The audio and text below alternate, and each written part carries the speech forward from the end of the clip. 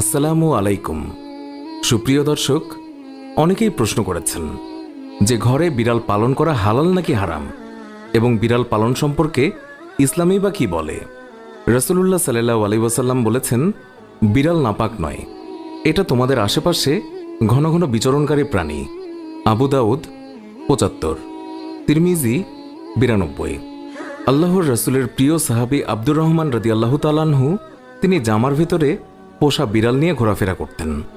একদিন তিনি জামার আস্তিনের নিচে একটি বিড়াল ছানা নিয়ে রাসূলুল্লাহ সাল্লাল্লাহু আলাইহি ওয়াসাল্লামের দরবারে তিনি উপস্থিত হন।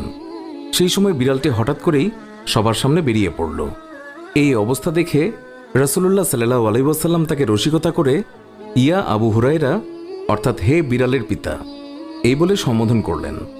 এরপর থেকেই তিনি মূল নামের চেয়ে আবু হুরায়রা নামে বেশি খ্যাতি লাভ করলেন। আর সেই দিন থেকেই তিনি নিজেকে আবু হুরায়রা নামে পরিচয় দিতে তিনি বেশি পছন্দ করতেন। আল্লাহর রাসূল সাল্লাল্লাহু আলাইহি ওয়াসাল্লাম তিনি যখন ওযু করতেন তখন নিজের ওযুর পাত্র থেকে বিড়ালকে পানি পান করাতেন। এক মহিলাকে একটি বিড়ালের জন্য আযাব দেওয়া হয়েছে, কারণ বিড়ালটিকে আটকে রাখায় সেটি মারা গিয়েছিল। ফলে সেই মহিলা জাহান্নামে গেছে।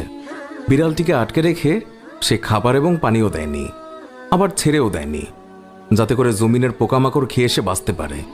মুসলিম ৫৭৪৫। এই হাদিসের ব্যাখ্যায় ইমাম কুরতুবী রাহমাতুল্লাহ আলাইহি বলেছেন, বিড়াল পালা এবং বিড়ালকে বেঁধে রাখা জায়েজ রয়েছে, যদি তাকে খানাপিনা দেওয়ার ব্যাপারে ত্রুটি না করা হয়।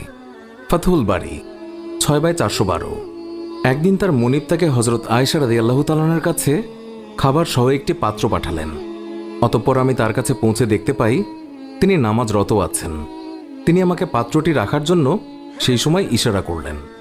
ইতিমধ্যেই সেখানে একটি বিড়াল এসে তা থেকে কিছু খাবার খেয়ে ফেলল।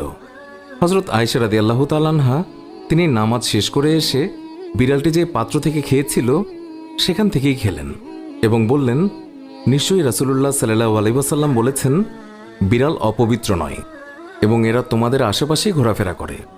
অতঃপর হযরত আয়েশা রাদিয়াল্লাহু তাআলা আনহা তিনি আরও বলেন, আমি রাসূলুল্লাহ সাল্লাল্লাহু আলাইহি ওয়াসাল্লামকে বিড়ালের উচ্ছিষ্ট পানি দ্বারা ওযু করতে দেখেছি। তাই কোনো খাবারে যদি বিড়াল মুখ দেয় আর খাবারের মালিক যদি ধনী হয়, তাহলে ওই খাবার খাওয়া তার জন্য মাকরুহ বা অপছন্দনীয়। কিন্তু খাবারের মালিক যদি দরিদ্র হয়, তাহলে তার জন্য খাবারটি খাওয়া জায়েজ।